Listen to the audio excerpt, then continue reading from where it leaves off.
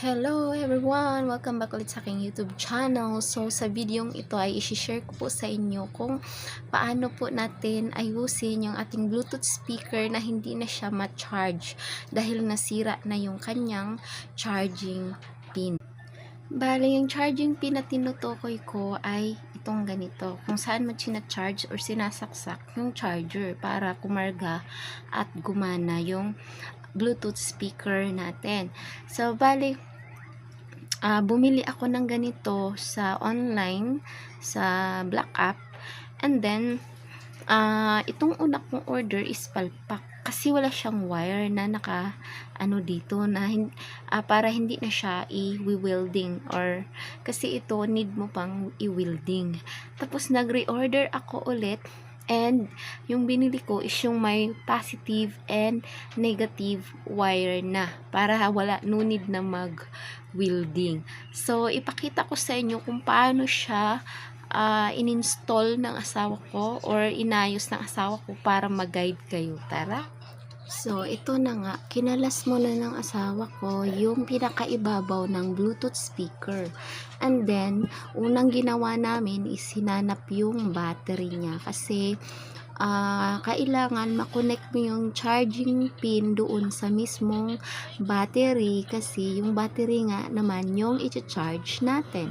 So, nung nakita na yung negative and positive na nakakonect ayan sa ilalim, yan yung battery niya.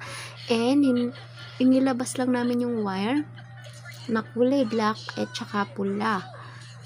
Ayan, guys. Sorry. Yan yung di ba may red na parang nakasaksak? Diyan po, yan yung red and black na wire. Babalatan mo lang, bali hindi mo siya puputulin. Babalatan mo lang sila and then itatap mo lang yung binili mo na charging pin. So, ngayon, kapag natap mo na yung binili mong charging pin, yung positive and negative na wire,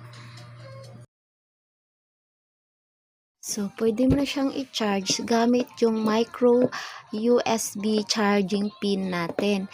No? So, depende po sa Bluetooth speaker nyo kung anong charger po ang gumagana sa kanya. Kasi sa amin, micro USB, so yun po ang in-order ko. At ayan na nga, gumagana na siya. So, nag-charge na siya. Ayan, tumutugtog na din siya. Ngayon, binabalik na, kinakabit na ng asawa ko uli yung mga kinalas niya. Kasi, okay na siya. Pwede nang gamitin. Or nagagamit na siya. Tumutunog na.